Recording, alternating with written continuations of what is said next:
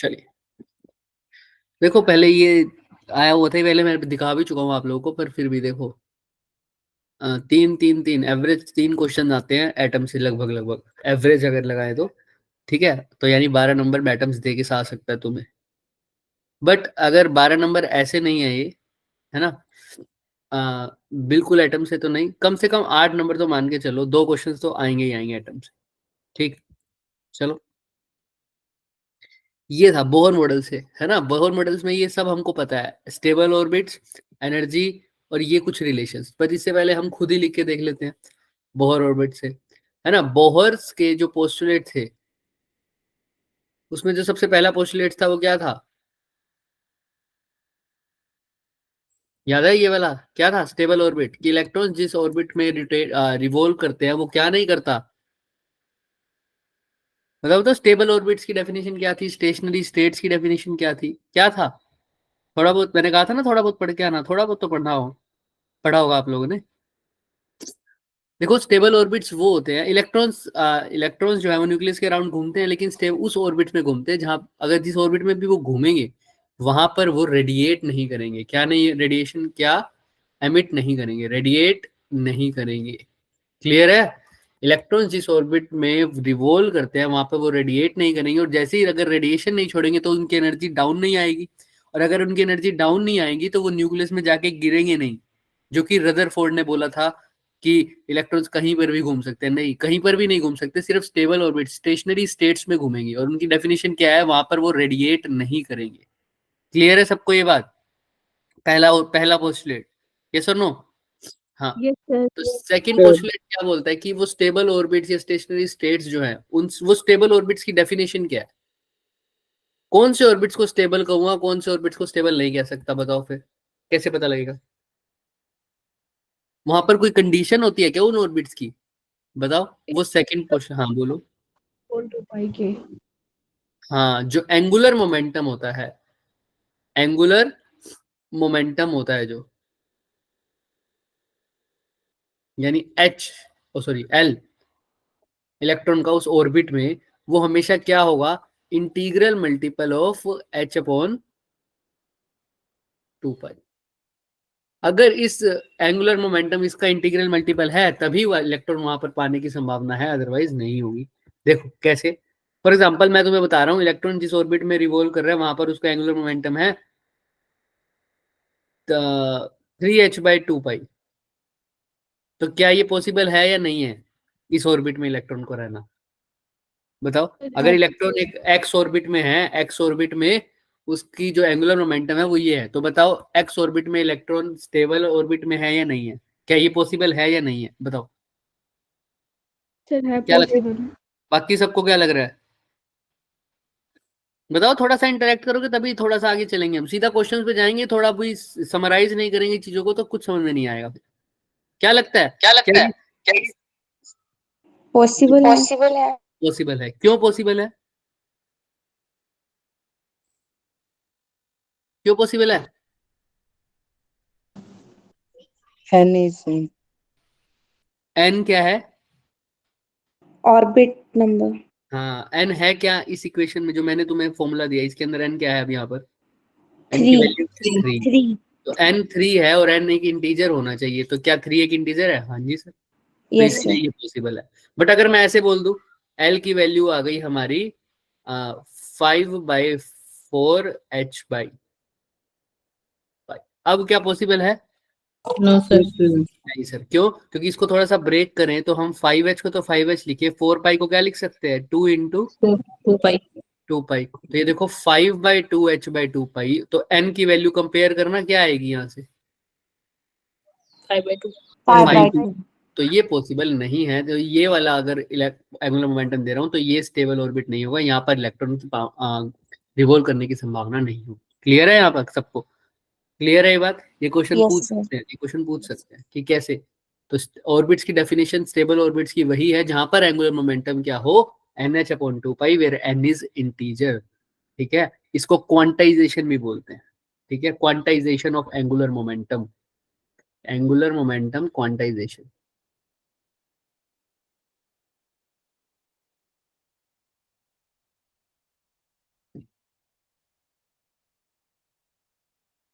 ठीक, आइए sir. Third क्या था कि भाई जब इलेक्ट्रॉन्स रेडिएट ही नहीं कर रहा तो उसमें एनर्जी का कोई गेन और लॉस नहीं हो रहा, लेकिन फिर भी हमें कुछ एटम्स के अंदर डिफरेंट डिफरेंट वेवलेंथ की लाइट निकलती हुई दिखती है, वो कैसे होता है? वो third orbit, third chapter, third postulate बताता है। क्या बताता है थर्ड पोस्टुलेट? थोड़ा सा आइडिया याद रखो, याद करो। थर्ड पोस्टुलेट हमें क्या बताता है? थोड़ा सा सोचो ना। एनर्जी रिलीज और गेन होती है उसमें। हाँ, कब रिलीज होती है? वेरी गुड वंश, कब रिलीज और गेन होती है? हाई से लो जाते हैं। हाई से लो। वेरी गुड, जब इलेक्ट्रॉन्स या तो हाई से लो ऑर्बिट में जंप करते हैं तब एनर्जी क्या होती है? गेन। रिलीज। जब लो से हाई जाएंगे तो एनर्जी क्या होगी? एब्जॉर्ब होगी। जब लो हाई से लो जाएंगे तब एनर्जी क्या होगी? रिलीज। रिलीज होगी। क्लियर? और वो कितनी होगी? जितना इन दोनों के बीच, इन दोनों एनर्जी लेवल के बीच का गैप होगा, तो उसको डेल्टा ई बोल देता हूं। वो क्या होगा? E2 minus E1। क्लियर है सबको यहाँ तक? यस और नो? ये Yes. 13 पोस्टुलेट थे हमारे बोहर पोस्टुलेट्स, बोहर ऑर्बिट के या बोहर के 3 पोस्टुलेट हम बोल देंगे। अब ध्यान से सुनो, हमने बोहर के पोस्टुलेट को यूज तो कर लिया, अब इससे हमारे पास रेडियस की वैल्यू, वेलोसिटी की वैल्यू, ये सब भी निकालनी आ जाती है। उसके लिए मैंने आपको रिलेशन निकालने के लिए बात की हुई थी हमेशा। आओ थोड़ा सा उसके ऊपर चलते हैं। ये देखो, एक तो ये है, ये तो बात की बात है। पहले मैं आपको ऑर्बिट्स दिखा देता हूँ। ये रिलेशन सबको याद होने चाहिए, आगे हम इनको और डिटेल में कर भी लेंगे बाद में। जैसे अभी मैं आपको जब क्वेश्चंस कराऊंगा तब उस केस में हम करेंगे इसको। अभी इसमें एक छोटा सा होमवर्क दूंगा। हमारा जो मेन क्वेश्चन है वो तो इससे आ जाते हैं, क्योंकि बोहर ऑर्बिट की वैल्यू जो हम फर्मी मीटर में होगी, जैसे भी होगी, वो आपको क्वेश्चन में गिवन होगी। ठीक है, तो उसकी आप टेंशन मत लो, बट फिर भी आप लर्न करके आना और देख के आना उसकी वैल्यू साथ में। बट हमारे को ये रिलेशन ज्यादा जरूरी है, ये रिलेशन सबको पता होनी चाहिए। क्या है ये रिलेशन? सबको बताया हुआ है ना मैंने बहुत बार, ये बात याद है सबको? ये रिलेशन हाँ। तो आर जो है वो क्या है? रेडियस ऑफ द बोहर या रेडियस ऑफ द ऑर्बिट, किसी भी उसमें वो किस पे डिपेंड करता है? डायरेक्टली प्रोपोर्शनल किसके है? एन स्क्वायर के। और इनवर्सली प्रोपोर्शनल किसके है बच्चों? Z जेड के। जेड क्या है? Atomic number. जेड क्या है? atomic number. Atomic number. और ये एन जो है प्रिंसिपल क्वांटम नंबर, ये नंबर ऑफ शेल्स पे बोल दो। v directly proportional to z है, इनवर्सली प्रोपोर्शनल टू n है। t n cube by z square और i z cube square by n cube. एक बार दोबारा मेरे साथ साथ बोलो ताकि आपको रिवाइज हो जाए दोबारा से, बहुत बार कर चुके हैं वैसे हम। r क्या होगा? डायरेक्टली प्रोपोर्शनल टू स्कैन बोल रहे v क्या होगा? z बाय t क्या होगा? n क्यूब बाय i क्या होगा? z square by. क्लियर है सब? चलिए, अब इनको यूज तो आपको आता भी है, आप क्वेश्चन में कर भी लेंगे। अब काइनेटिक एनर्जी और पोटेंशियल एनर्जी में मैंने एक रिलेशन भी बताया था आपको। जो magnitude total energy kinetic energy का है, याद रखना, काइनेटिक एनर्जी का जो मैग्नीट्यूड है वही किसका भी हो सकता है। किसका होगा? वही बताओ, जैसे मैंने यहाँ पर बताया भी, वो देखो, एनर्जी का जो मैग्नीट्यूड होगा वही किसका होता है? काइनेटिक एनर्जी का। लेकिन और वो हाफ होता है किसका? पोटेंशियल एनर्जी का। और फिर बच्चे ने मेरे से पूछा भी था ये सवाल, आपको याद हो तो, कि सर अगर एनर्जी काइनेटिक एनर्जी की इक्वल है तो पोटेंशियल एनर्जी के हाफ कैसे है? मैंने एक बात भी बताई थी आप लोगों को। क्या था ऐसा? ये ऐसा पॉसिबल क्यों है? क्योंकि एनर्जी तो काइनेटिक एनर्जी और पोटेंशियल एनर्जी को जोड़ के आती है। तो अगर एनर्जी ही काइनेटिक एनर्जी की इक्वल हो गई, इसका मतलब तो पोटेंशियल एनर्जी जीरो होनी चाहिए थी। बट ऐसा तो नहीं होता। क्यों? मैंने इसका रीजन भी दिया था बच्चों, कि जो एनर्जी है और जो पोटेंशियल एनर्जी है, ये दोनों कैसी क्वांटिटीज हैं? नेगेटिव। और काइनेटिक एनर्जी यहाँ पर कैसी क्वांटिटी होती है? पॉजिटिव। ये बात हमेशा याद रखना। क्लियर है सबको? बार बार मैं बोलता हूँ, जो एनर्जी है वो हाफ होगा किसके? पोटेंशियल एनर्जी के, है ना, क्योंकि नेगेटिव में है। ठीक है, नेगेटिव में। लेकिन काइनेटिक एनर्जी और एनर्जी का बिल्कुल, अगर तुम्हें टोटल एनर्जी दे रखी है और तुमसे काइनेटिक एनर्जी पूछी है, तुमने कुछ नहीं करना, बस नेगेटिव की जगह क्या लगा देना है? वहां पर एक पॉजिटिव का साइन। बिल्कुल सही। ठीक है, और अगर टोटल एनर्जी दे रखी है, पोटेंशियल एनर्जी पूछी है, तो टोटल एनर्जी को किससे डिवाइड कर दोगे? सॉरी, किससे मल्टीप्लाई कर दोगे? 2 से। क्लियर है सबको? क्योंकि वो हाफ की रेशियो, अभी क्वेश्चन करेंगे तो और ज्यादा समझ में आएगा, बाकी ये तो हो चुके हैं वैसे हमारे, आप लोगों को मैंने कहा था रिवाइज करना। अब ये हमारे पास एक डिस्टेंस ऑफ क्लोजेस्ट अप्रोच का भी हमारे पास फॉर्मूला आता है, मैं आपको अगर वो बताने लग जाऊं तो थोड़ा सा टाइम तो लग जाएगा, बट ठीक है हम करेंगे वो। याद होगा आप लोगों को कि जब हम अल्फा पार्टिकल स्कैटरिंग एक्सपेरिमेंट उस पे इम्पैक्ट पैरामीटर पढ़ते थे, याद है किसी को इम्पैक्ट पैरामीटर? कुछ भी याद नहीं है भाई तुम लोगों को, कोई बात नहीं, आओ।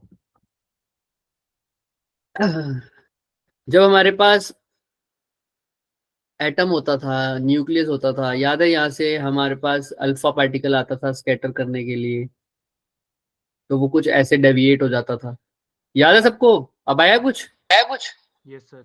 Yes, sir. तो ये जो इनिशियल वेलोसिटी वेक्टर की न्यूक्लियस वाले एक्सिस, न्यूक्लियस यहाँ इस लाइन पे लाई कर रहा है, इससे जो डिस्टेंस है इसी को क्या बोलते थे? बी। इसी को क्या बोलते थे? बी। और बी क्या होता था हमारा? Impact parameter.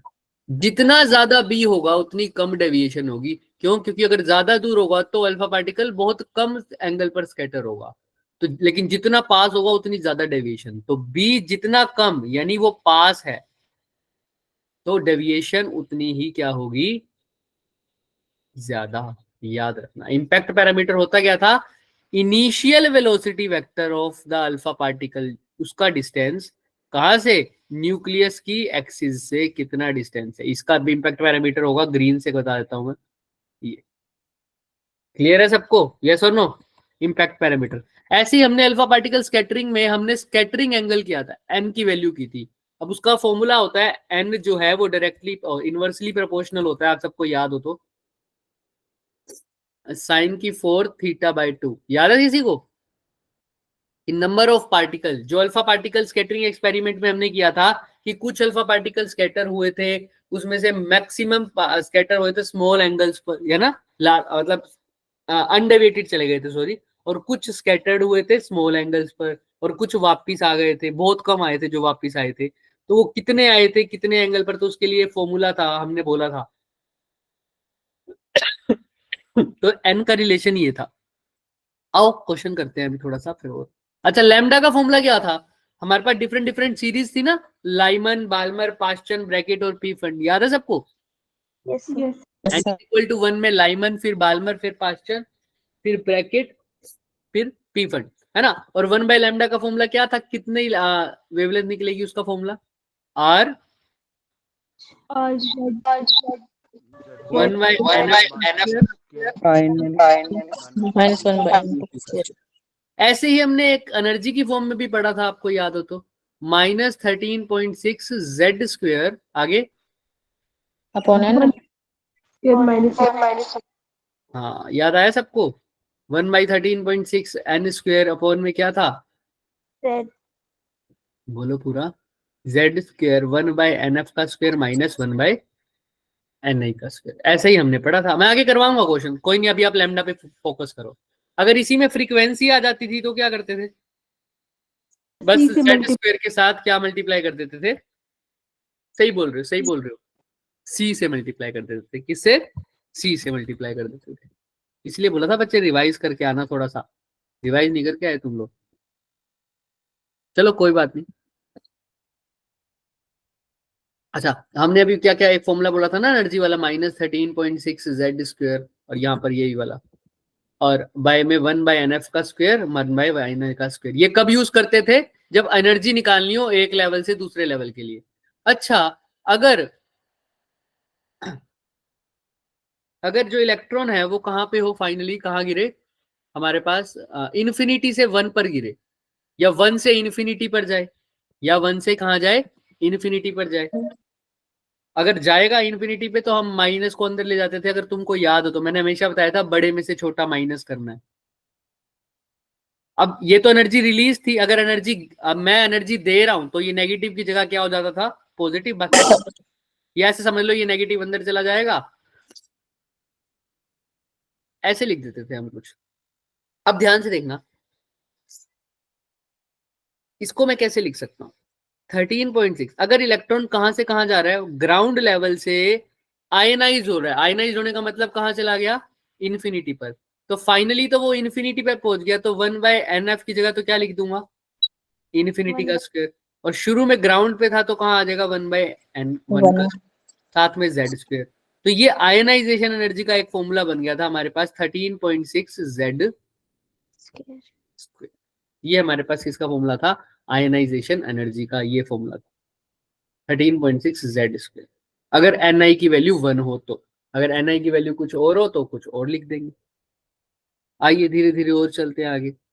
और 1/r को तो मैंने पहले भी बता रखा है, 912 एमस्ट्रॉन्ग बोलते हैं। कितना बोलते हैं, 912 एमस्ट्रॉन्ग। और एक और क्वेश्चन इसमें बनता है कि लाइमन, बाल्मर, पास्टन, ब्रैकेट और पी फंड में कौन कौन से रीजन होते हैं। देखो जैसे लाइमन में कौन सा रीजन होता है, ये क्वेश्चन आता है। बाल्मर में कौन सा होता है, विजिबल, विजिबल, ठीक। और पास्चन में कौन सा होता है, नियर इंफ्रारेड, मतलब शुरुआत वाला इंफ्रारेड वाला रीजन। और ब्रैकेट में फार इंफ्रारेड, और पी फंड में भी फार इंफ्रारेड। समझ में आ रहा है, मतलब पास्टन, ब्रैकेट, पी फंड तीनों कैसे हैं, इंफ्रारेड के। बाल्मर है विजिबल का, और लाइमन कैसा है बच्चों, अल्ट्रावायलेट। लाइमन कैसा है, अल्ट्रावायलेट। चले आगे। Yes sir. ये क्वेश्चन एक नया क्वेश्चन है 2024 का। मैं ज्यादा क्वेश्चन 2024 के ही कराऊंगा अभी फिलहाल, और 23-22 के तो हम करेंगे जितने हमसे हो पाएंगे। चलो स्टार्ट करो। ये क्वेश्चन थोड़ा सा हल्का घुमा के आया हुआ है, क्योंकि इसमें से कोई चीज आपने नहीं भी पढ़ी होगी, बट ये क्वेश्चन आया हुआ है तो इसको करना पड़ेगा। देखो सबसे पहला कह रहा है कि इनमें से बताओ कौन कौन सी स्टेटमेंट सही है। पहले तो तुम लोग बताओ इनमें से कौन सी सही लग रही है। पहली स्टेटमेंट बताओ सही है या गलत है। वो कह रहे हैं angular momentum of the electron in nth orbit is integral multiple of h cut. बताओ यही होता है क्या, h कट का मतलब होता है, ये h के ऊपर अगर लाइन लगा दिया ना बच्चे हम, तो उसका मतलब पता है क्या हो जाता है, h के ऊपर ये लाइन लगी हुई है, इसका मतलब होता है h/2π। अगर ये h के ऊपर लाइन लगा दे, लाइन का मतलब है डिवाइड कर रखा है 2π, इसको बोलते क्या है, h कट बोलते हैं इसको, ठीक है। यस सर, ट्रू है। ट्रू है, ट्रू है, ट्रू है सर। ये पहली चीज क्या है हमारी, ट्रू है। चलो तो स्टेटमेंट 1 तो ट्रू है, क्योंकि आप सबको पता है L is equal to NH/2π होता है, N मतलब इंटीग्रल मल्टीपल है H कट का। यस। सेकंड देखो क्या है, nuclear forces do not obey inverse square law. अब इनवर्स स्क्वायर लॉ क्या होता है, क्या होता है inverse square law, 1/r square, मतलब डिवाइड प्रोपोर्शनल हो अगर कोई फोर्स 1/r इनवर्सली, इनवर्सली, जैसे electrostatic force, Coulomb's law, Coulomb's law वाला, k q1 q2 upon r square, जैसे gravitational force g m1 m2 upon में r स्क्वायर। क्या nuclear की ऐसी कोई डेफिनेशन पढ़ी थी क्या, ऐसा कोई फॉर्मूला पढ़ा था फोर्स का जिसके अंदर डिवाइड बाय r स्क्वायर था ऐसा कुछ, न्यूक्लियर फोर्स के बारे में पढ़ा था तुमने ऐसा कुछ, divide by r square. Charges में, न्यूक्लियस में तो नहीं पढ़ा था कहीं, नो सर, नहीं। तो न्यूक्लियर स्क्वायर जो है वो इनवर्स स्क्वायर लॉ फॉलो ही नहीं करती, क्योंकि उसके लिए ऐसा नहीं होता, inversely proportional to R square नहीं होता। हाँ डिस्टेंस के साथ थोड़ी कम तो हो, ये शॉर्ट रेंज फोर्स होती है, डिस्टेंस के साथ कम तो होती है, लेकिन आर स्क्वायर का इनवर्सली प्रोपोर्शनल नहीं होता यहाँ पर। इसलिए ये बात भी ठीक है कि ये do not obey inverse square law, तो ये भी ठीक बात कह रहा है। अगर बोल देता है ना ओबे करती है तो क्या हो जाती है बात, गलत हो जाती है। अच्छा सी ऑप्शन पर आओ, ये स्पिन डिपेंडेंट, ये एक नया पॉइंट है बच्चे आपके लिए। हाँ ये याद रखना, न्यूक्लियर फोर्सेज जो होती है वो न्यूक्लियॉन्स के जो स्पिन है उस पर डिपेंड करती है। तो यस ये बात आप याद रखना हमेशा, न्यूक्लियस के अंदर कौन होते हैं, न्यूक्लियॉन्स, प्रोटॉन और न्यूट्रॉन, इनकी स्पिन होती है, तो वो स्पिन पर डिपेंड करती है न्यूक्लियस की फोर्स, ठीक है। तो यस ये बात भी क्या है, ठीक, ये बात आपको याद रखनी पड़ेगी। समझ में आ रहा है, it is spin dependent, nuclear forces are, बोलो दोबारा बोलो क्या है, स्पिन इंडिपेंडेंट, लाया हूं मैं। डी ऑप्शन पे रहो, ये सेंट्रल और चार्ज इंडिपेंडेंट। पहले आओ चार्ज इंडिपेंडेंट पे, क्या चार्ज इंडिपेंडेंट होती हैं, नो सर, चार्ज पे डिपेंड ना करना हो ही का मतलब होता है चार्ज इंडिपेंडेंट। क्या ये चार्ज पे डिपेंड करती है या नहीं करती, नो सर। नो सर, नहीं करती। तो ये बात सही है क्या, चार्ज इंडिपेंडेंट है ये, यस सर, यस सर। क्योंकि अगर ये चार्ज इंडिपेंडेंट है तभी तो ये प्रोटॉन और न्यूट्रॉन के बीच में भी लग सकती है। न्यूक्लियर फोर्स क्या होता है, जो प्रोटॉन और न्यूट्रॉन को आपस में बांध के रखे, तो प्रोटॉन के ऊपर तो चार्ज है लेकिन न्यूट्रॉन के ऊपर चार्ज है No, No, sir. नहीं सर। तो उनको भी अगर बांध रही है तो चार्ज पर डिपेंड ही नहीं करती, तो यस चार्ज इंडिपेंडेंट तो है। लेकिन बच्चे ये सेंट्रल फोर्स नहीं है, सेंटर की तरफ नहीं लगाती, आपस में उनको बाइंड करती है, सेंटर की तरफ नहीं लगती है, सेंटर की लाइन के अलोंग नहीं लगती। तो न्यूक्लियर फोर्स चार्ज इंडिपेंडेंट तो है लेकिन सेंट्रल नहीं। फोर्स नहीं है। इसीलिए सेंट्रल फोर्स वो होती है जो सेंटर के अलोंग लगती है, तो इसीलिए ये ऑप्शन गलत हो जाएगा। इसमें भी एक्चुअल में पूछोगे तो कौन सा पॉइंट गलत है, चार्ज इंडिपेंडेंट वाला क्या, सेंट्रल Central वाला dependent. गलत है। ठीक, अच्छा ई पर आ जाओ। तो यस पैकिंग फ्रैक्शन पर इसकी एनर्जी डिपेंड करती है, ये भी आपको दिमाग में रखना पड़ेगा। 2 पॉइंट मैंने आपको बोला जो आपको दिमाग में रखने पड़ेंगे क्योंकि उनके बारे में आपने नहीं पढ़ा इतना, वो हमारे में आता भी नहीं है, बट अगर अब इसमें क्वेश्चन में पूछ लिया है तो याद रखना। एक तो ये स्पिन डिपेंडेंट होती है और पैकिंग फ्रैक्शन पर स्टेबिलिटी डिपेंड करती है, मतलब जितनी ज्यादा पैकिंग फ्रैक्शन होगी उतनी कम स्टेबिलिटी होगी, याद रखना इस बात। क्लियर है? तो ये सारे ऑप्शंस क्लियर हैं। कौन कौन से है देखो, ए बी सी और ई, कहां पर है ये option? Option C. C option. C. ठीक है, इसमें आपको याद क्या रखना है, स्पिन डिपेंडेंट वाली चीज और packing fraction. Packing fraction depend करती है नंबर ऑफ न्यूक्लियॉन्स पे बेसिकली, अगर मैं देसी भाषा में बोलूं, और भी फैक्टर्स हैं बट वैसे। तो देखो A B C and D नहीं आएगा यहाँ पर, ई आएगा क्योंकि ऊपर लिखा हुआ है देखो इन्होंने A B C and E. Clear है सबको? Option number C is a correct answer. किसी को कोई भी डाउट है इसमें? चलो No, sir. अब इधर आ जाओ। वो क्या कह रहा है, ये भी 2024 का क्वेश्चन है और पीछे शायद कोई क्वेश्चन, अच्छा नहीं रह गया। बताओ, the minimum energy required by a hydrogen atom in the ground state to emit radiation in कौन सी सीरीज में? Balmer. तो उसको कितनी एनर्जी चाहिए कि वो कहां से कहां हो, ग्राउंड से बाल्मर सीरीज में? कैसे लगता है क्या होना चाहिए इसका आंसर, कैसे निकालोगे? So is equals to 13.6. Is equal to minus 13.6 1 by N I का स्क्वायर और 1 बाय एन एफ का square. Sir direct Z square लगा देंगे क्योंकि ग्राउंड स्टेट है ना, ग्राउंड स्टेट है। अब अच्छा मैं पूरा ही लिख देता हूँ, लो is equal to 13.6 Z square 1 by N F का स्क्वायर, या मैं भी लिख दूं 1 बाय एन आई का square minus 1 by N F का स्क्वायर, माइनस अंदर ले गया ना। तो 13.6 जेड की जगह क्या लिखेंगे, हाइड्रोजन है तो जेड क्या होता है? 1 1. अब है कहाँ वो? Ground state. Ground state. Ground state में। अब उसको एमिट करनी है रेडिएशन बाल्मर सीरीज में। बाल्मर सीरीज में क्या होगा? N equals to 2. 2 हो जाएगा. अब तुम्हारे हिसाब से NF की वैल्यू 2 आएगी और NI की वैल्यू 1 आएगी। क्या यही है? आएगी सर, 4 आएगी NF की वैल्यू। 4 4 आ जाएगी ना, स्क्वायर होगा उसका. ठीक है, ऐसा होना चाहिए। चलो देखते हैं क्या ऐसा है। ये तो No, 9 है. sir. अब ऐसा क्यों है?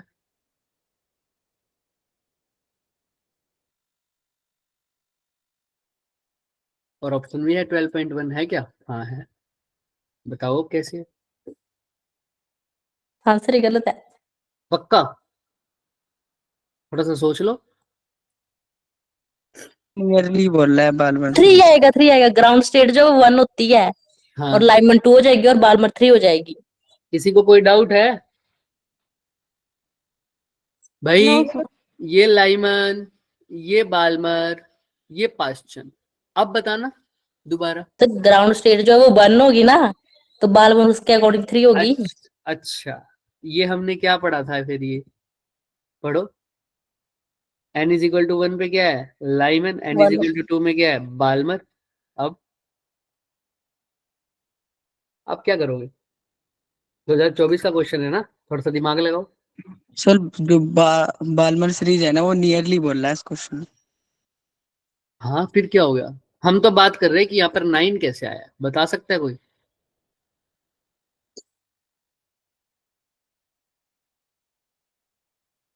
सोचो सोचो, दिमाग लगाओ थोड़ा। ग्राउंड स्टेट को अगर हम 1 ले रहे हैं तो बाल्मर तो 3 आएगा ना फिर. ग्राउंड स्टेट लाइमन वाली है बच्चे, लाइमन वाली। तुम मुझे समझ नहीं आई तुम्हारी बात क्या बोल रहे हो तुम। सर मतलब जो हाइड्रोजन के ये बताया हुआ है ना यहाँ पे कि minimum minimum energy energy required by hydrogen atom in ground state, वो हाइड्रोजन एटम कहाँ है? ग्राउंड स्टेट में, ग्राउंड स्टेट। तो सर वो लाइमन में होगा एमिट फिर। The radiation in Balmer series, वो रेडिएशन कहाँ एमिट करे? Balmer series. उसको कितनी एनर्जी दे कि वो कहाँ एमिट करे radiation? Balmer Balmer series. Series. क्या लगता है वो रेडिएशन एमिट करे बाल्मर सीरीज में? बाल्मर सीरीज में रेडिएशन कब एमिट करेगा? जब वो आके कहाँ गिरेगा? अच्छा 3 में गिरेगा तभी बाल्मर में। एक बार और सोचो, एक बार और सोचो, बहुत क्लोज हो। क्वेश्चन 2024 का है, देखो उसने कहा है, पहले तो क्वेश्चन को समझते हैं। Minimum energy required by the hydrogen atom, यानी एटम है कहाँ पहले तो? डायमंड सीरीज में ग्राउंड स्टेट। ग्राउंड स्टेट में। यहाँ क्लियर है ये बात तो सबको? Yes, sir. चलो ठीक है। To emit the radiation in Balmer series, अगर वो बाल्मर सीरीज में रेडिएशन एमिट करता है तो बाल्मर का मतलब कहां पर आगे गिरना चाहिए तब रेडिएशन एमिट होती है बाल्मर में? पास्चर में गिरना चाहिए। गिरने कहाँ चाहिए? बाल्मर में, बाल्मर बोला है तो बाल्मर मतलब कहां पर? बाल्मर का मतलब क्या होता है? N = 2. तो उसको 2 पर, मतलब वो एमिशन करे 2 वाली, मतलब जब बाल्मर बाल्मर सीरीज कब बनती है? जब इलेक्ट्रॉन हायर लेवल से कहां पर गिरता है? N = 2 पर। लोअर लेवल 2 पर गिरता है ना। पास्चन कब होती है? जब वो कहाँ गिरता है? हायर लेवल से N = 3 पर। ब्रैकेट पे कहाँ गिरती है? जब N = कहाँ गिरता है? 4 पर। ऐसे लाइमन कब बनती है? जब N = कहाँ गिरता है? 1 पर। 1। तो वो कहता है कि एटम अभी तो ग्राउंड स्टेट में है, लेकिन मैं चाहता हूं वो बाल्मर सीरीज एमिट करे। बाल्मर सीरीज एमिट करने के लिए उसको गिरना कहाँ है? N = 2 पर। तो अगर 2 पर गिरना है तो मिनिमम कहाँ से गिर सकता है? 3 से। तो पहले मेरे को 1 से उसको कहाँ पहुंचाना पड़ेगा? 3 पे. 3 पर। इसीलिए मेरे को एनर्जी कितनी देनी पड़ेगी? 1 से लेकर कहाँ तक की? 3 तक. 3 तक की, क्योंकि जब वो 3 पर पहुंचेगा तभी तो वो जाकर मिनिमम कहाँ गिरेगा? 2 पर गिरने की संभावना है। क्लियर है? मतलब मैं उसको कितनी एनर्जी दूं कि पॉसिबली वो बाल्मर में बाल्मर वाली सीरीज एमिट करे। तो बाल्मर वाली एमिट करने के लिए मिनिमम पूछा ना, तो मिनिमम 2 पर कब गिर सकता है? कम से कम कहां पर हो तभी गिरेगा 2 पे? कम से कम कहां पर होना चाहिए उसको? 3 पर। 3 पर। क्योंकि अगर 2 पर हो तो 2 पर थोड़ी गिरेगा। 1 पर हो गया, 1 से 2 पे गिर जाएगा? नहीं ना, गिरना है ना उसको। वो कहां कहां से गिरता है? एक लेवल ऊपर से ही गिरता है ना। अगर मैं चाहता हूं कि मैं सेकंड सीढ़ी पर जंप करूं नीचे की तरफ, तो मेरे को कहां होना चाहिए? कम से कम 3 पे होना चाहिए. इसलिए वो 1 से पहले उसको कहां भेजूंगा? मैं 3 पर भेजूंगा। उसके बाद मैं तो अपनी एनर्जी देखूंगा ना कि मेरे को कितनी एनर्जी देनी पड़ेगी उसको 3 तक पहुंचाने के लिए। तो इसलिए मैंने N1 को लिखा 1, फिर कहां से कहां लिखा? रुको, 3। 1 से 3 तक की एनर्जी मेरे को प्रोवाइड करनी पड़ेगी। देख रहे हो यहाँ पर अब क्वेश्चन को? तो यही फॉर्मूला था हमारा। फॉर्मूला क्या था? 13.6 Z इंटू में क्या था? 1/1 माइनस 1/Ni का स्क्वायर। मतलब कहां पर जाना है? 1 पर है। और फाइनली कहां जा रहा है वो? 3 पर। 3 का स्क्वायर कितना है? 9। क्लियर है अब सबको? यस और नो? देख लो क्यों हुआ Yes. ये। फिर भी किसी को कोई डाउट है वो पूछ सकता है, वरना अपने इमोजी सेंड करो। अब मैं तुमसे एक और क्वेश्चन पूछूंगा इसी के ऊपर। फिर Z का स्क्वायर लिख लेना याद से, ठीक है? और मैं क्वेश्चन पूछता हूँ अब, अगर ये क्लियर है तो। यही क्वेश्चन में मैं तुमको पूछूं the minimum energy required by the hydrogen atom in the ground state to emit the radiation in Paschen series, तो क्या लिखोगे? ब्रैकेट का आ जाएगा फिर। क्या लिखोगे? N2 की वैल्यू क्या लिखोगे? 4. N1 की 4 पक्का? मैंने कहा पास्चन में है वो एनर्जी ग्राउंड में। Yes, sir. 4 ही. चलो ट्राई करते हैं। वो ग्राउंड में है तो एक बार माइक ऑफ करो। ग्राउंड में है तो N2 की वैल्यू तो 1 है। N1 की वैल्यू पास्चन में वो कब गिर सकता है? पास्चन होता है लाइमन बाल्मर पास्चन। तो 1 2 3 थर्ड में आके गिरना है उसको। वो थर्ड में कब गिरेगा? जब कहां पे पहुंचेगा? पहले ब्रैकेट में, मतलब 4 पे पहुंचेगा ना। तो इसलिए Yes, तुम N2 की वैल्यू क्या लिखो? N1 की तो 4, N1 की 4 लिखोगे और N2 की 1 लिखोगे। क्लियर है सबको? ऐसे Yes, sir. क्वेश्चन पूछ सकता है, ऐसे ब्रैकेट, ऐसे पीपल। क्लियर? चले आगे। yes sir. चलिए आई थिंक अब क्लियर हो जाएगा। ये क्वेश्चन अच्छा था इसीलिए लाए हैं, ये 2024 का है ना, घुमा के आया हुआ था एटम न्यूक्लियर दोनों। आ जाओ, ये तो आसान है। If the wavelength of the first member of Lyman series of hydrogen is lambda, what is the wavelength of the second member of the Balmer series, यही सॉरी लाइमन सीरीज, बताओ। तो कह रहा है लाइमन सीरीज के जो पहला member है उसकी वेवलेंथ लैम्डा है, तो बताओ सेकंड मेंबर की क्या होगी। अब ये मेंबर का मतलब समझते हो सब?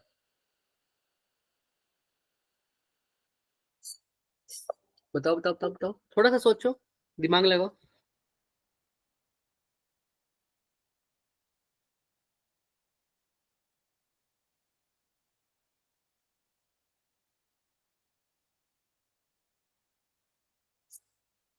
सोचो सोचो, दिमाग लगाओ भाई, दिखाओ दिमाग। पहला मेंबर बाल्मर का, लाइमन का क्या होगा? लाइमन मतलब n इज इक्वल टू कहां पर गिरनी है?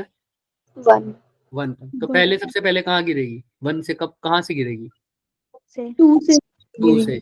तो बाल्मर से पहले में तो क्या हो गया, 2 से 1 वाली, यानी अगर मैं लिखूं -13.6 1 by lambda is equal to -13.6 1 by, कहाँ पे गिरेगी? 1 पे तो गिरेगी, लेकिन कहाँ से गिरेगी? 2 से। 2 से 2 का स्क्वायर कितना हो गया? 4। ये तो हो गई फर्स्ट।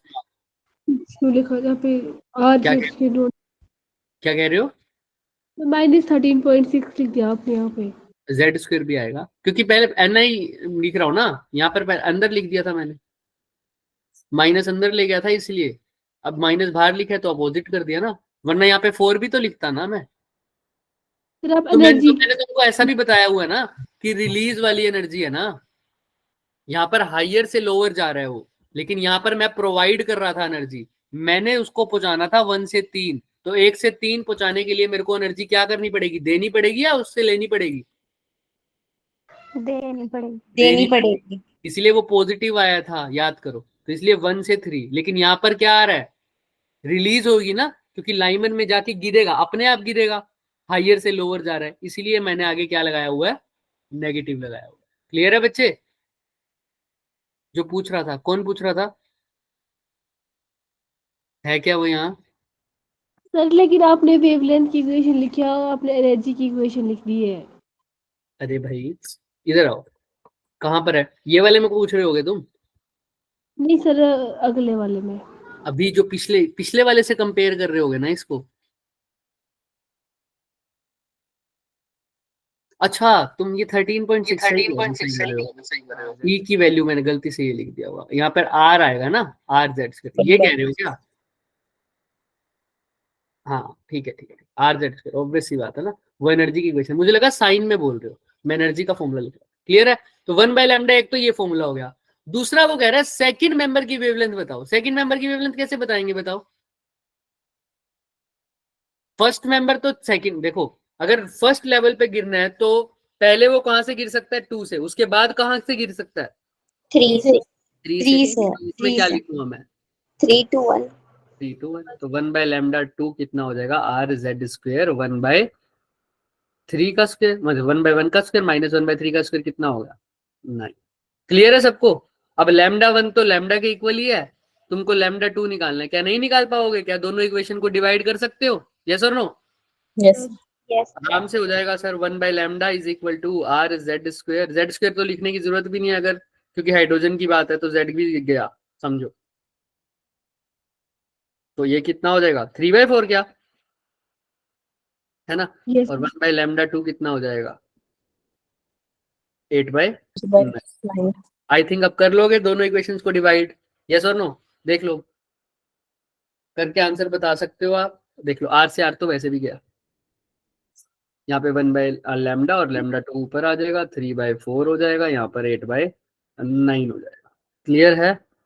27/32 क्लियर है? Lambda 2 is equal to 27/32 lambda. किसी को कोई डाउट? चेक भी कर लेते हैं, देख दिख रहा है सबको? Yes sir. अच्छे से देख लो, फिर भी किसी को कोई डाउट है? दोनों इक्वेशंस को बस मैंने डिवाइड किया है, डिवाइड बोथ।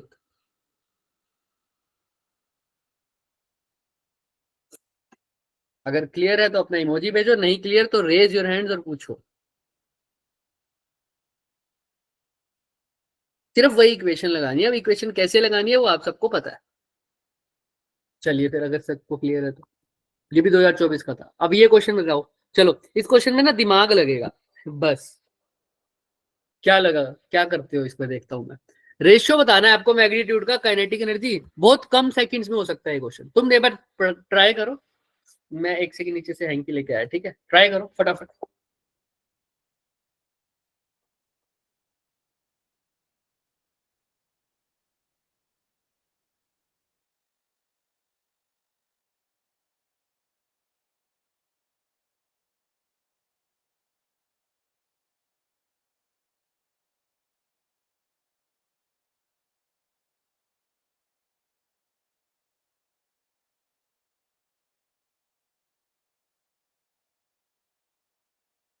हो गया क्या? ट्राई हुआ किसी का? क्या पूछा इस क्वेश्चन में? The ratio of the magnitude of kinetic energy to the total potential energy of the electron. किस किस की रेशियो पूछी है? काइनेटिक एनर्जी और पोटेंशियल एनर्जी। पोटेंशियल एनर्जी की रेशियो पूछी है, ठीक। लेकिन इलेक्ट्रॉन है कहाँ? फिफ्थ एक्साइटेड स्टेट, मतलब n इज इक्वल टू 6 पर होगा, राइट? क्योंकि फर्स्ट एक्साइटेड स्टेट का मतलब होता है n is equal to 2, third excited state का मतलब n इज इक्वल टू 4। 4। तो ठीक है, हमको काइनेटिक और पोटेंशियल एनर्जी की रेशियो चाहिए। आप सबको पता है काइनेटिक एनर्जी हो चाहे पोटेंशियल एनर्जी हो, है ना, चाहे कोई भी स्टेट में हो, इनके बीच में रिलेशन मैंने आपको बताया था, क्या होता है? हाफ हाँ, मैंने आपको क्या बताया था कि टोटल एनर्जी का मैग्नीट्यूड बिल्कुल किसके इक्वल होता है? काइनेटिक एनर्जी और और हाफ होता है पोटेंशियल किसका? एनर्जी। Potential energy. तो अगर काइनेटिक एनर्जी मान लो k है, तो पोटेंशियल एनर्जी क्या होगी? Okay 2k। तो k से k कट जाएगा तो रेशियो क्या आएगी? 1:2। चेक करो फिर, क्या यही है? यस। तो कोई भी ऑर्बिट हो, इनकी रेशियो तो यही आएगी, क्योंकि हमें ये फॉर्मूला पता है, इसलिए हम कभी मार नहीं खाएंगे। उसमें भी हमें ये पता है कि टोटल एनर्जी और ये क्या होते हैं आपस में, वैसे दोनों नेगेटिव होते हैं। और काइनेटिक एनर्जी क्या होती है बच्चों? पॉजिटिव। क्लियर है सबको कैसे करना है क्वेश्चन? देखो इसमें पेन भी नहीं चलाना था, पेन भी नहीं चलाने का क्वेश्चन था ये, लेकिन 2024 में आया हुआ था।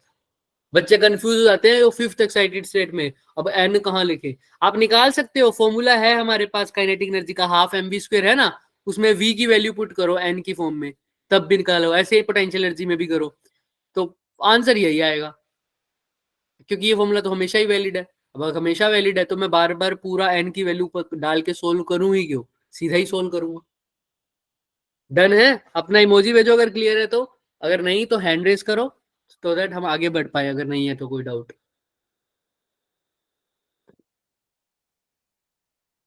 चलिए फिर ये बताओ क्वेश्चन। अब ये 2020 आ गया पहले, 2023 है इसके बाद में है, ठीक है, कोई दिक्कत नहीं है। 2024 के बाद तो 23 आना चाहिए सर, तो 23 है, वो आ गया है। Hydrogen atom the electron makes a transition from n+1 level to nth level. बताओ, अगर n ग्रेटर देन 1 है तो फ्रीक्वेंसी बताओ किसके प्रोपोर्शनल होगी? जल्दी जल्दी बताओ, खुद बताओगे, बैठो मत, चुपचाप करके बताओ। In a hydrogen atom, the electron makes a transition from n+1th level to the nth level. If n is very very very greater than 1, the frequency of the radiation emit. Frequency बता सकते हो ना आप? Formula पता है आपको क्या होता है फ्रीक्वेंसी का? 1/λ। RZ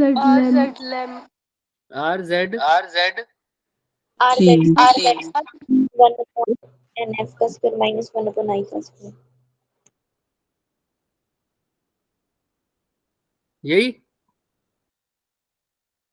yes sir. तो कर दो फिर फटाफट। बी ऑप्शन आएगा। बी ऑप्शन आ रहा है, कैसे सर? RZ तो देखो वही है हमारे, एक सेकंड रुको, हेलो,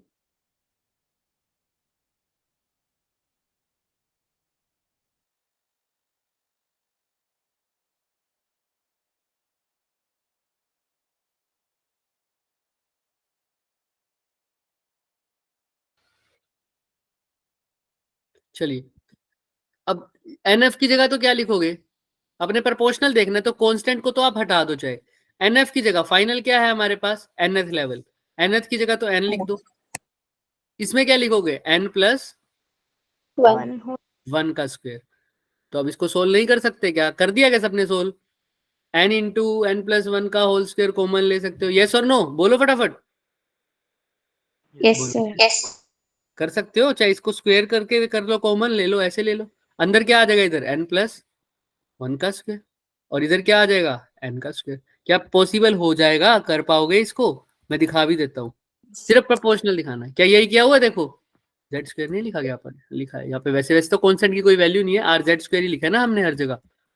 देखो भूल मत जाया करो भाई, मैं ही लिखा है वैसे तो, तुमने तो क्या ही लिखा है। देखो R C Z square 1/n square minus 1/n1 का स्क्वायर, वही हमारा एलसीएम आ गया ऊपर। अब ऊपर करना है तो आप कर भी सकते हो भाई, n प्लस 1 का स्क्वायर माइनस n स्क्वायर, नीचे क्या है n square into n plus 1 का स्क्वायर। करना है, इसको खोलोगे तो क्या आएगा? n स्क्वायर बोलो प्लस बोलो plus 1 plus 2 plus 1 plus n 2n 2n minus n square divided by में n square into n plus 1 का होल स्क्वायर। क्या ये अब हो जाएगा? तो क्या यही नहीं आ गया? देखो 2n sir. Plus 1 n square into n plus 1 का स्क्वायर, यही चीज आ गई, इसने सीधी लिख दी बस। अब n अगर ग्रेटर देन 1 है तो n की वैल्यू को, इसको 1 को नेग्लेक्ट कर दो। अब 1 को नेग्लेक्ट कर दूंगा तो देखो 2n प्लस 1 तो है ही, 1 को नेग्लेक्ट करने के बाद बच्चे ये n का स्क्वायर भी था, ये भी n का स्क्वायर है, तो 2 बार n का स्क्वायर क्या बच जाएगा? n की पावर 4 क्लियर है। ऊपर भी n अगर ग्रेटर देन 1 है हमारे पास तो यहाँ पर n ही है, तो ऊपर भी n है नीचे भी n की पावर 4 है, तो क्या हो जाएगा ये? n की पावर 3, लेकिन नीचे की तरफ आएगा। तो इनवर्सली प्रोपोर्शनल क्या आ रहा है? n की पावर 3 के, जो कि ऑप्शन नंबर बच्चे ने सही बोला था, डी। एक एक स्टेप सोल्व कर दिया हमने, फॉर्मूला वही लगाया जो आपने सीखा हुआ है, बिल्कुल सेम। याद है मैंने पहले भी बोला था, फ्रीक्वेंसी जब निकालते हो तो यहाँ पर किससे मल्टीप्लाई कर देते हो? बस सी से टी से, और कुछ नहीं करना। दोबारा लिख लेना, कोई भी डाउट हो तो पूछ लेना। देख लो अच्छे से, आपके पास 1 मिनट का टाइम है, आप अच्छे से देख लो, आपको कोई डाउट आ रहा है।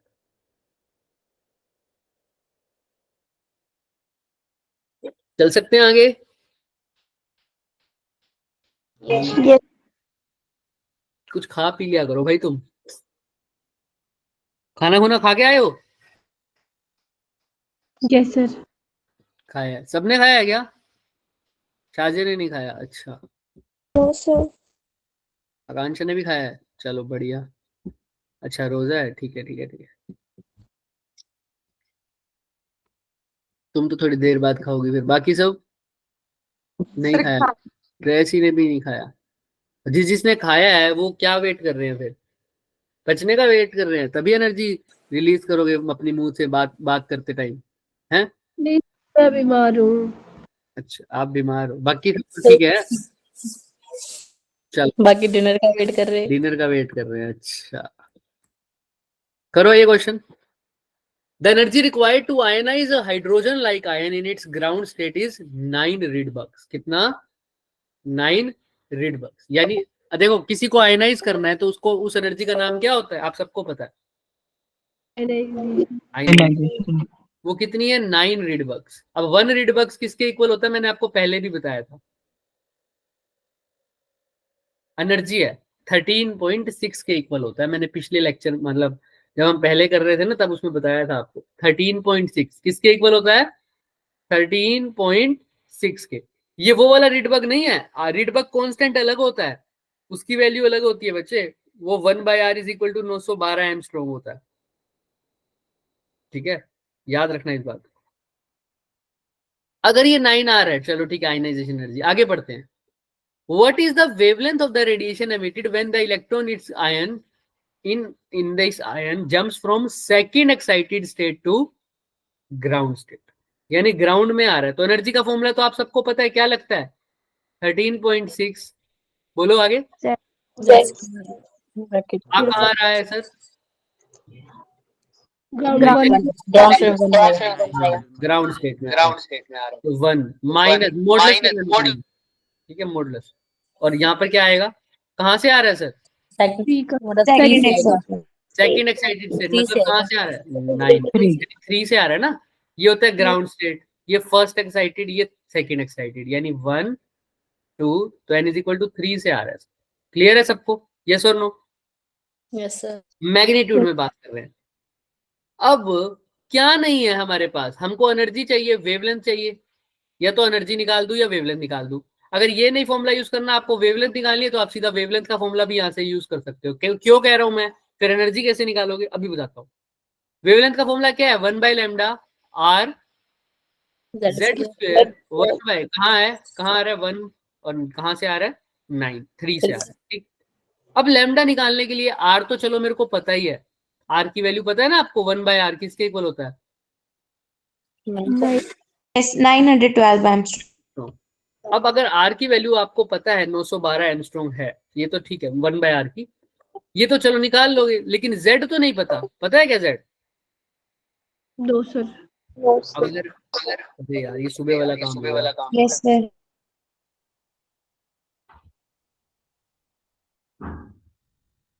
चलता है, बस पीपीटी में नहीं चलता ये भाई साहब।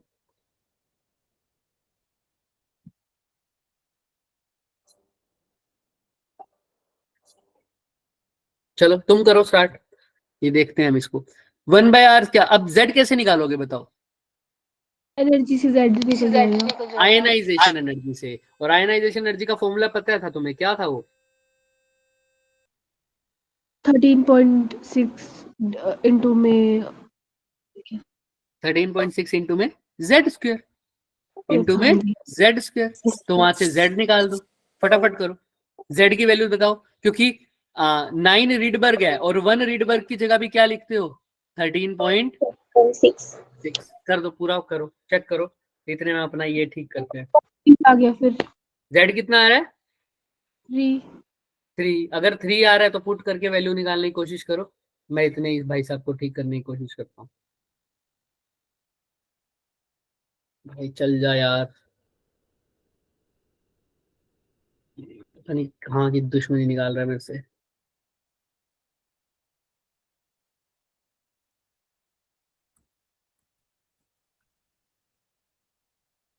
क्लोज हो गई मानने वाली फिर से।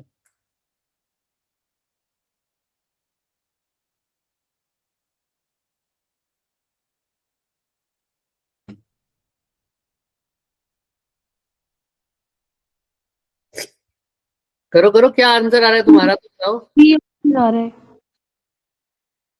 कितने नंबर? वैल्यू बोलना, वैल्यू। 11.8 10 to power -9 ऐसा ही। ठीक है, अब एक बार रुक जाओ, फिर इसको पूछते हैं पहले।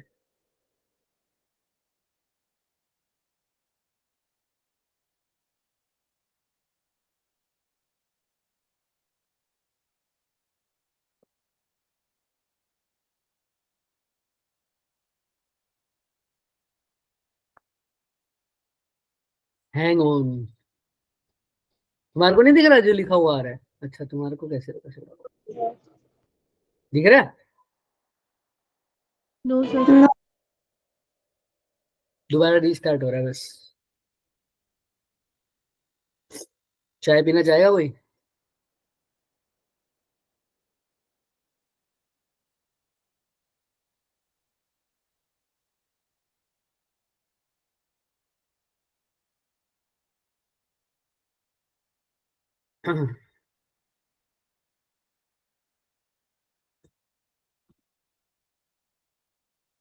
लो भाई, क्या आंसर आया था तुम्हारा, बताना। 11.4। 11.8 10 to the power -9 ऐसा रही। लो भाई, अब स्क्रीन शेयर हो रही नहीं, ये तो बंद करनी पड़ेगी मुझे। अच्छा, नहीं, चाय के साथ भुजिया नहीं आज। देखो स्क्रीन दिख रही है क्या सबको? No sir. अभी दिखेगी? चलिए, तो हमने बोला कि फॉर्मूला तो था 1/λ is equal to R Z square 1/nf का स्क्वायर माइनस 1/ni का स्क्वायर। लेकिन हमको z नहीं पता था, तो z हमने कहाँ से निकाला बच्चे? Ionization energy is equal to, यहाँ पर क्या 9 रीडबर्ग्स, तो आयनाइजेशन एनर्जी का फॉर्मूला क्या था? 13.6 z square is equal to 9r। R भी किसके इक्वल था 13.6 के, तो ये भी कट गया, तो जेड स्क्वायर आ गया 9, तो जेड की वैल्यू क्या आ जाएगी 3 तो यहाँ पर 3 स्क्वायर फिर से 9 हो गया, ठीक है। तो 9 आर, अभी वैल्यू पुट करना, आंसर आ जाएगा। आओ देखते हैं क्या यही आया जेड की वैल्यू हमारी भी। Yes sir. तो क्या हमने फिर वही यही पुट कर दी, क्या n1 की जगह 1 लिखा, हाँ n फाइनल 1 पर ही आया। कहाँ से आया था, सेकंड एक्साइटेड स्टेट यानी थर्ड लेवल से। यही सब किया है, 11.4 आंसर आ गया है। अब किसी को कोई डाउट है इसमें, देख लो अच्छे से। कर दिया था, यही आया था तुम लोगों का भी 11 पॉइंट समथिंग, वो तो अप्रोक्सीमेशन देखोगे ही। अब किसी को कोई भी डाउट है बच्चे तो मेरे से बेधड़क आके पूछो इसको, कोई भी ऐसे नहीं चला जाएगा सर। देखो रीडबर्ग एनर्जी अगर कोई पूछ भी ले तो कितने इलेक्ट्रॉन वोल्ट के इक्वल होती है एक रीडबर्ग एनर्जी 13.6। 13.6 लिखो वन, ये 1 रीडबर्ग की वैल्यू नहीं है, रीडबर्ग कांस्टेंट की वैल्यू नहीं है। रीडबर्ग कांस्टेंट की तो आपको पता है वैल्यू 1/r की, 1/r की पता है 912 एमस्ट्रॉन्ग, 912 एमस्ट्रॉन्ग। चल सकते हैं आगे, इमोजी भेजो वरना रुक जाएंगे अगर किसी को डाउट है तो, और हैंड रेस करो बेधड़क।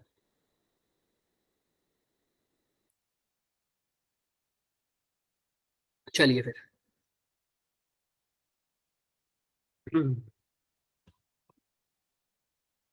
ये रहा, the time period of the revolution of the electron in ground state कितना है sir time period ground state में 1 -16 सेकंड। -16 सेकेंड। वो कह रहा है फ्रीक्वेंसी बताओ in its first first excited state, यानी n इज इक्वल टू कहां पर 2 पर 2 पर 2 पर। अब फर्स्ट एक्साइटेड स्टेट यानी n इज इक्वल टू 2 पर मैं फ्रीक्वेंसी तब निकालूंगा जब टाइम पीरियड बताओ। तो अगर t1 की वैल्यू ये है तो t2 की वैल्यू निकालनी है, क्या निकाल सकता हूँ।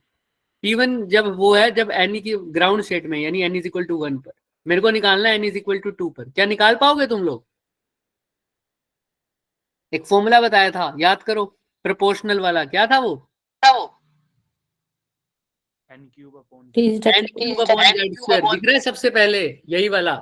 तो क्या लिखते थे, t directly proportional to n³ by z square z²। तो अगर मैं लिखूं t1 बाय t2, दोनों हाइड्रोजन एटम है, z की z तो 1 ही हो जाएगा, तो ये सीधा लिख दूं n³ के डायरेक्टली प्रोपोर्शनल, तो t1 बाय t2 क्या आ जाएगा n1³ बाय n2 n2³। बस दोनों को डिवाइड कर दिया बच्चे। अब देखो t1 बाई t2, n1 कितना है 1 तो 1 का क्यूब, n2 कितना है 2 तो 2 का क्यूब कितना, 2 का क्यूब कितना होता है 8 होता है 8 होता है। तो t2 की वैल्यू निकालनी थी तो कितनी आ गई 8 टाइम्स ऑफ T1 t1। और इसको भी और आसानी से करो तो देखो आप,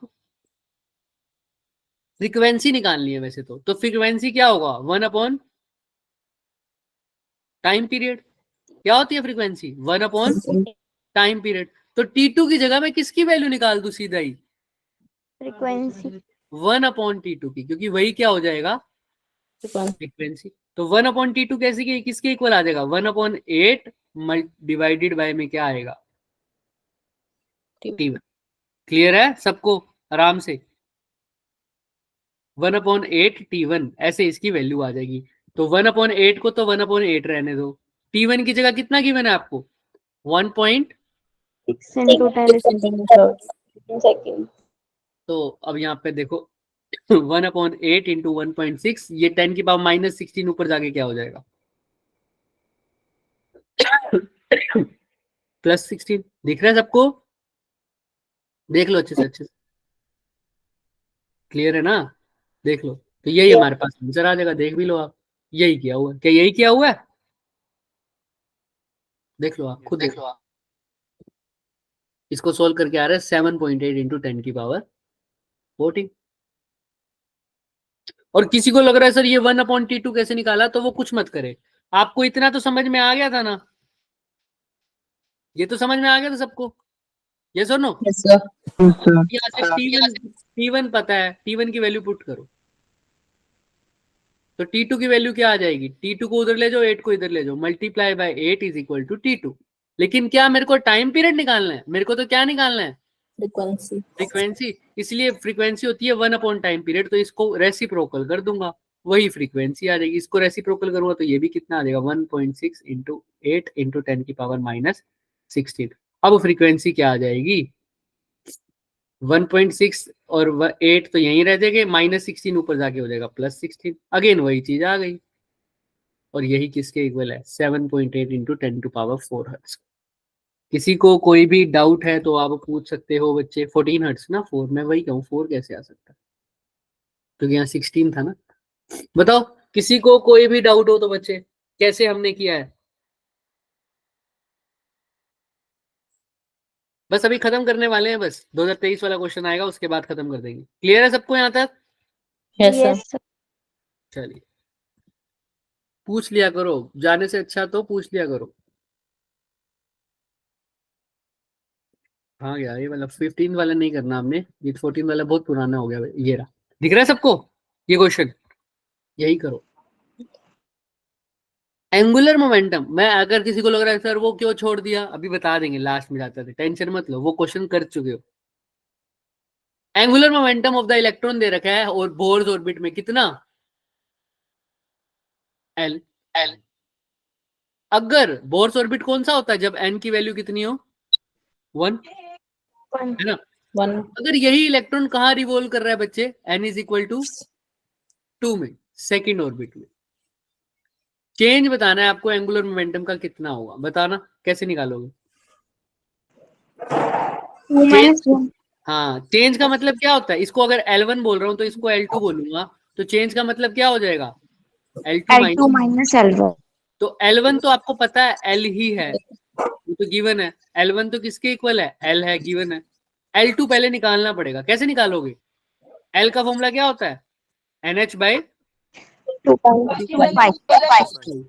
अगर L1 निकालना होता तो N की वैल्यू क्या पुट करता 1 H/2 और L1 है किसके इक्वल L के, तो L। L तो है H/2 के इक्वल, ठीक है।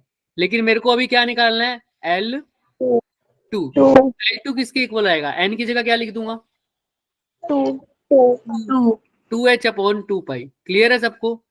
2 से 2 कट गया तो L2 की वैल्यू क्या आई H/2 लेकिन इसको भी और आसान करना हो तो 2 से 2 मत काटो, क्योंकि H/2 तो क्या है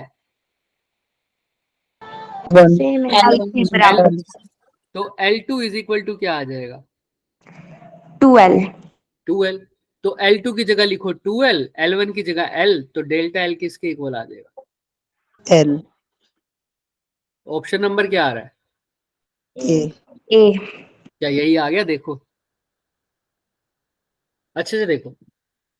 किसी को कोई भी शक सवाल शंका संदेह क्वेश्चन प्रश्न दुख संताप पीड़ा किसी भी तरह की है तो पहले पूछ लो। सर ये L2 कैसे 2 पर आया। हाँ L2 कैसे 2L आया, देखो बहुत अच्छा। देखो भाई मेरे को तो कह रखा है कि जो फर्स्ट ऑर्बिट में वैल्यू है वो तो गिवन है कितनी 1 है 1 L1 नहीं 1 नहीं गिवन, L1 की वैल्यू L गिवन है, कितनी गिवन है L अरे भाई चीजें नहीं देंगे मेरे को। L1 की वैल्यू कितनी है L L L1 की वैल्यू L गिवन है, ठीक। और उस केस में n कितना है 1, तो मैंने कहा वैसे L1 निकाल के देखता हूँ। L1 होता क्या है NH/2 बस n की जगह क्या लिख देना है उस केस में 1 1। तो L1 जो कि L था उसकी वैल्यू क्या आ गई H/2 अब L2 निकालता हूँ। L2 का फॉर्मूला क्या हो जाएगा वही NH/2 बस n की जगह क्या लिख दूंगा 2 तो 2H/2 और आपको पता था H/2 क्या है बच्चे L L, तो L2 किसके इसको इक्वल 2 N2 क्यों लिया इसमें L2 में L2 में N2 इसीलिए लिया क्योंकि उसमें देखो ना क्या बोल रखा है कि सेकंड केस में जो इलेक्ट्रॉन है वो कौन से ऑर्बिट में है, सेकंड ऑर्बिट में इसीलिए n का लिया 2 में। 2 क्लियर है। यस सर अगर थर्ड में होता तो क्या लिख देते थे 3 सिंपल। चले आगे, डन है यस तो वो करो अपना इमोजी, अदरवाइज चलते हैं।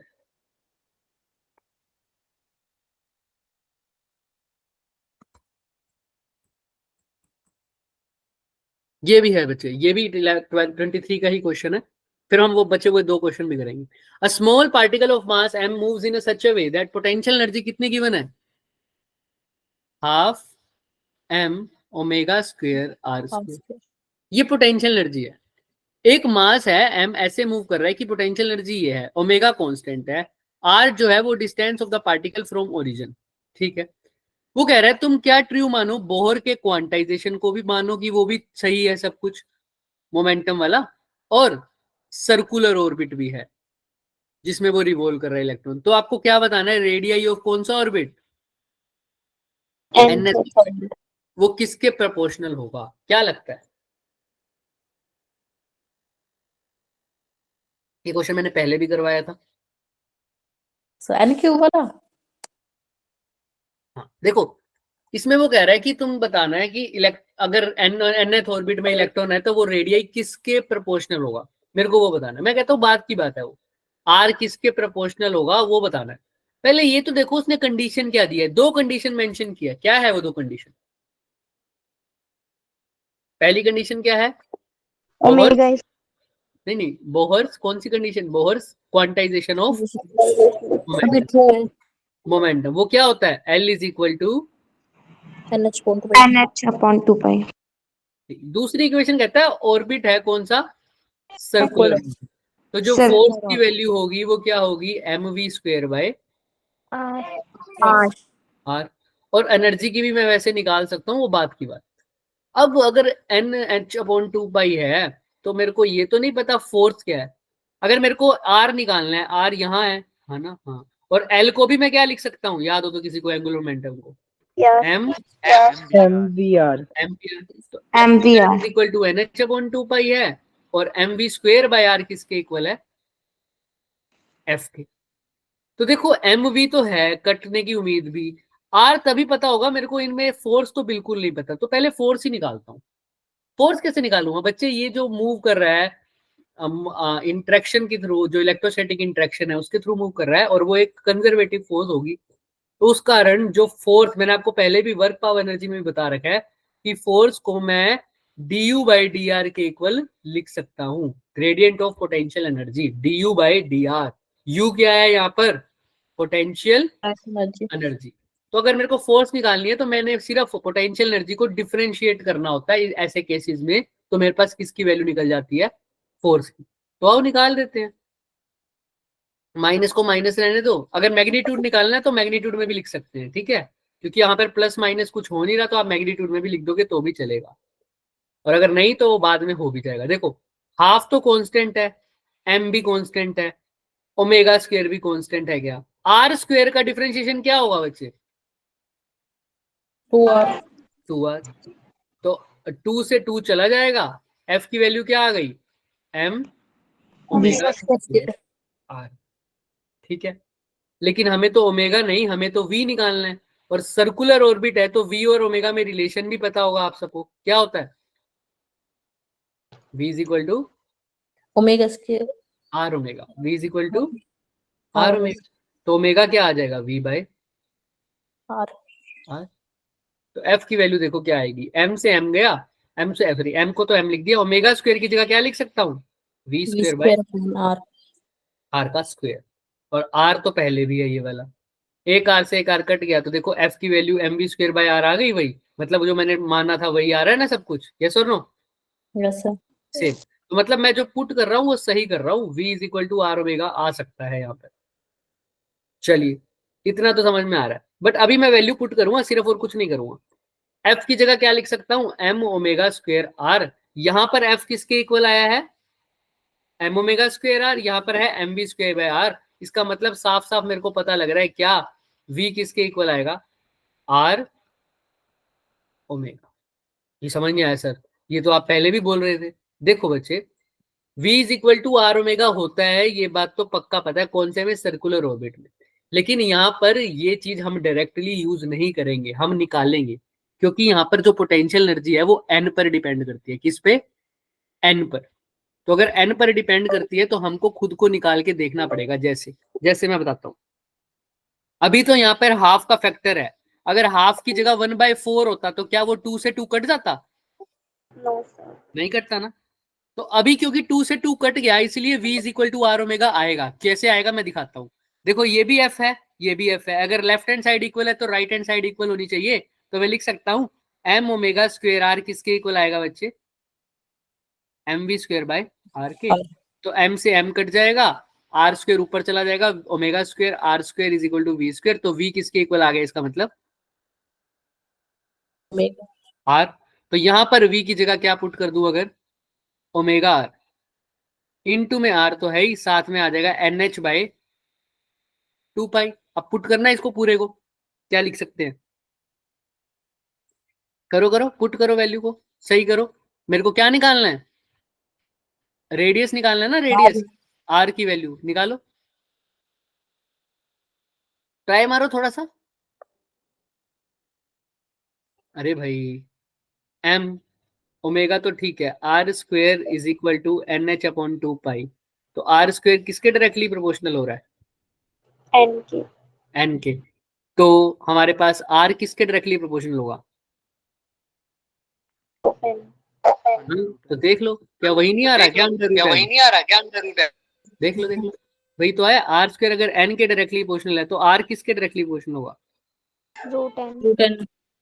लेकिन इस केस में आप कहोगे सर आपको इतना बड़ा करने की जरूरत ही क्या थी, ये तो आपको पहले से भी पता था v किसके इक्वल है, r ओमेगा क्योंकि ओमेगा। सर्कुलर ऑर्बिट मुझे पता था। लेकिन हर केस में यहाँ पर 1/2 नहीं मिलेगा, कई बार आपको क्या मिल जाएगा 1/4। और अगर यहाँ पर 1/4 मिल गया मान लो, तो इसको कुछ ऐसे लिखोगे।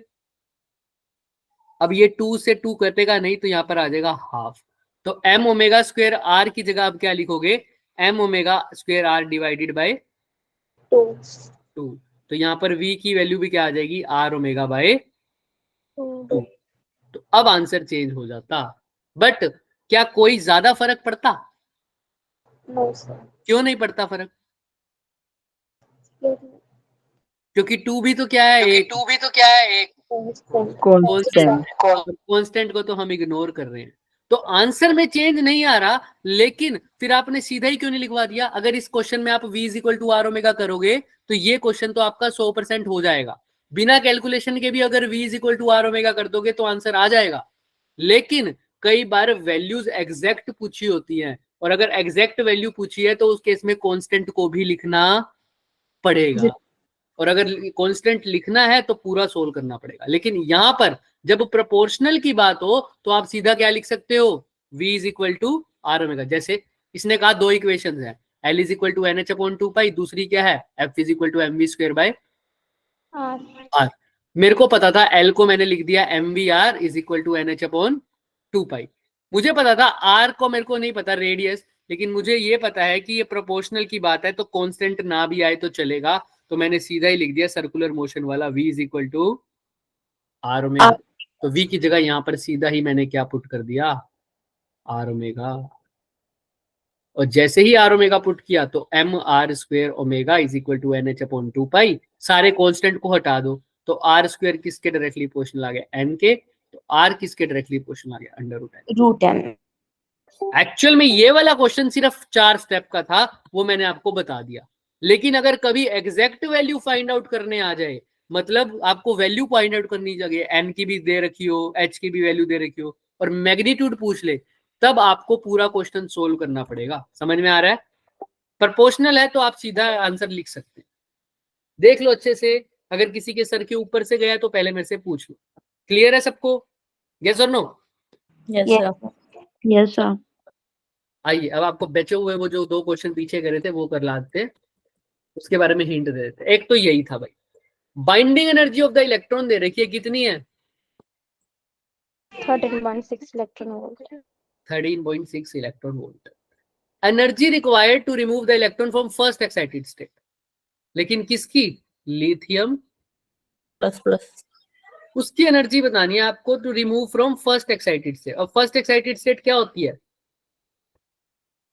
n is equal to move करना है, तो मतलब कहाँ भेजना है, first excite first excited ground state में भेजना, ग्राउंड स्टेट में।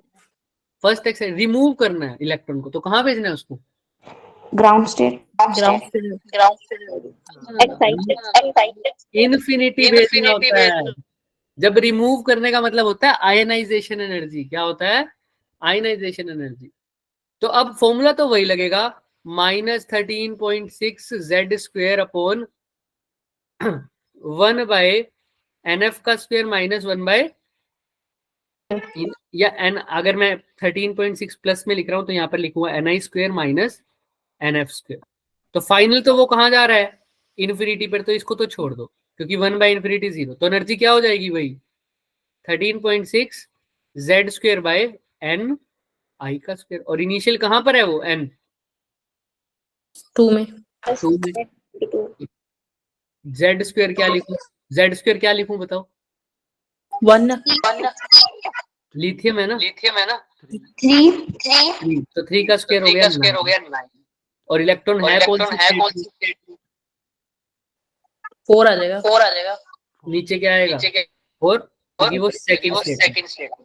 कर पाएंगे अब इसको? बोलो। Yes sir. जी सर। क्या यही किया हुआ है क्या? देखो 13.6 इंटू 9 डिवाइडेड बाई 4। मैग्नीट्यूड लिखना है और कुछ नहीं करना। देखो एनर्जी रिक्वायर्ड है ना, इसने अपने आप इसके आगे नेगेटिव लगाया हुआ है क्या? बताओ क्या लगाया? No sir. नहीं सर। और हमने वो पहले ही रिमूव कर दिया पॉजिटिव करके। तो टेंशन मत लेना इस चीज। किसी को कोई भी डाउट है तो आप देख लो। क्वेश्चन वही था इसलिए मैंने इसको स्किप किया था। बट याद रखना, अभी कहोगे सर ये बाइंडिंग एनर्जी क्या था? ये तो तुम्हें बताने के लिए चाहिए दे रखा है कि अगर हाइड्रोजन एटम है तो उसको बाइंडिंग एनर्जी क्या होता है।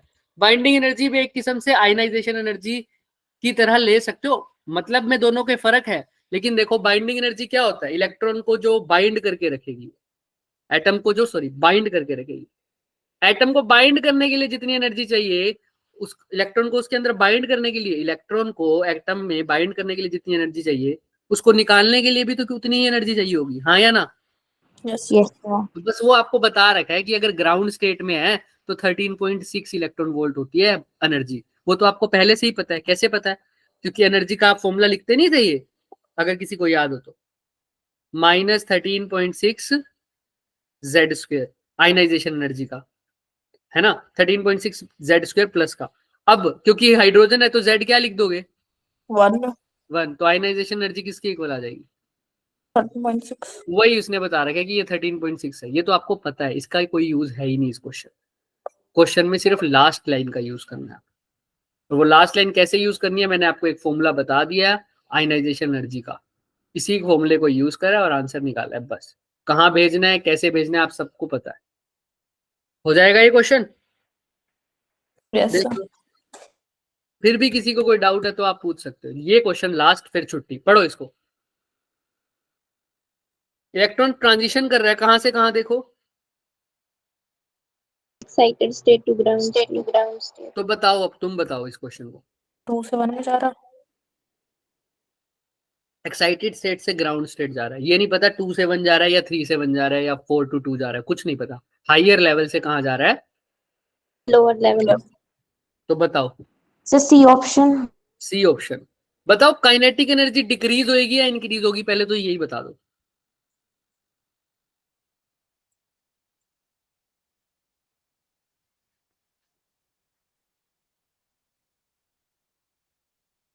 क्या लगता है? So increase होगी. देखो भाई, होगी. इंक्रीज होगी। कैसे पता मेरे को? आओ थोड़ा सा देखते हैं, बस उसके बाद चलेंगे अपने अपने घर। देखो अगर आपको ये फॉर्मूला याद हो काइनेटिक एनर्जी का, हाफ के जेड ई स्क्वायर वाला, ये एनर्जी का फॉर्मूला था हमने। और हमने काइनेटिक एनर्जी का भी आपको बताया था। ये दिख रहा है सबको? Yes sir. ये सिंपल, ये हमने इम्पैक्ट पैरामीटर से भी चलाया था इसको, है ना? वहां से हमने निकाला इसको। बट आप खुद देखना, ये v की वैल्यू पुट कर दी भाई, हाफ mv स्क्वायर होता है, वहां से भी निकाल सकते हो आप, इम्पैक्ट पैरामीटर से भी निकाल सकते हो। और डिस्टेंस ऑफ, ये वैसे मैंने कहां से निकाला है? Distance of closest approach. उसमें क्या होता था कि अल्फा पार्टिकल न्यूक्लियस के कितने पास आ सकता है? वो कब आ सकता था? जब उसकी सारी की सारी पोटेंशियल एनर्जी किसमें कन्वर्ट हो जाए। पोटेंशियल एनर्जी क्या होती थी? Q2 upon R। तो इलेक्ट्रॉन है एक, तो और दूसरा कौन, एक तो न्यूक्लियस है, उसके ऊपर चार्ज कितना होता है Z/E, और जो अल्फा पार्टिकल है उसके ऊपर इलेक्ट्रॉन का, इसके ऊपर चार्ज कितना होगा 2E। तो ये लिख लो साथ में, ठीक है। और नीचे होता है R। ये सारा का सारा किस में कन्वर्ट हो जाएगा, उसकी काइनेटिक एनर्जी। ऐसा निकाल सकते हो आप। और आपको ये भी नहीं याद रखना तो आप सिंपल ये चीज दिमाग में रख लेना, अब क्योंकि बहुत टाइम नहीं है हमारे पास डेरिवेशन का, कि भाई यहाँ पर देखो काइनेटिक एनर्जी और R के बीच में कैसा रिलेशन है, इनवर्स। Inversely proportional. अगर वो नीचे गिर रहा है तो R की वैल्यू कम हो रही है, और R की वैल्यू अगर कम हो रही है तो काइनेटिक एनर्जी क्या होनी चाहिए, बढ़ जाएगी। बढ़ती है। अब पोटेंशियल एनर्जी में भी तो इनिशियल है, इनवर्सली है, तो पोटेंशियल एनर्जी भी तो क्या होनी चाहिए, डिक्रीज, इंक्रीज। लेकिन Increase. इसके आगे मैंने बताया था कैसा साइन होता है टोटल और पोटेंशियल एनर्जी के आगे, नेगेटिव। इसलिए ये क्या हो जाएंगी, Decrease. क्लियर है सबको, अब नेगेटिव पॉजिटिव वाली बात याद रहेगी सबको, हाँ है ना। तो अब ऑप्शन देख लो आप। अब एक छोटा सा होमवर्क भी दूंगा आपको, कहाँ गया वो मेरा होमवर्क क्वेश्चन, ये था ना शायद,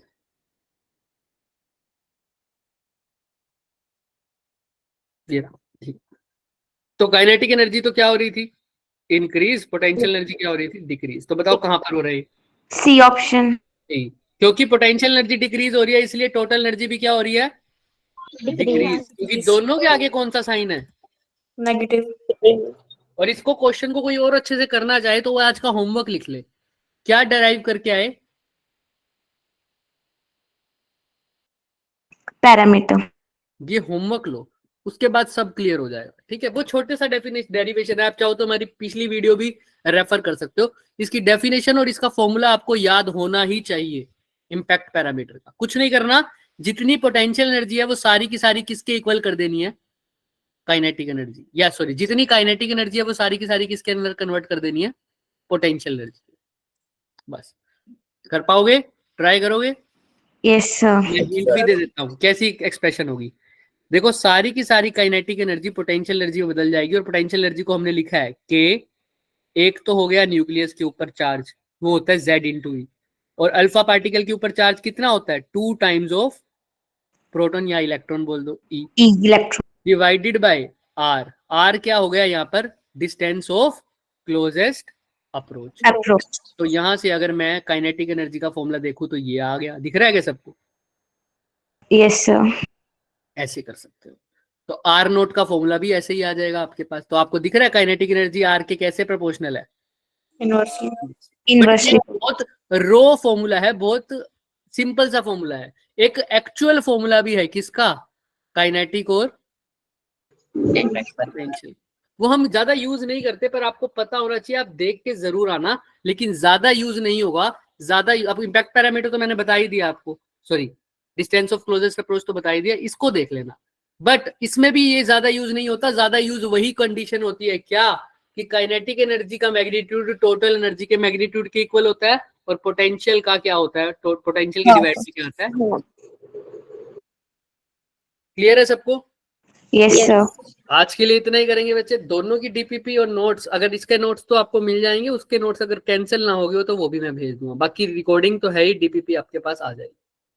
क्लियर, यस सर। ओके बच्चे, okay sir, thank you. Bye, thank you sir. Thank you.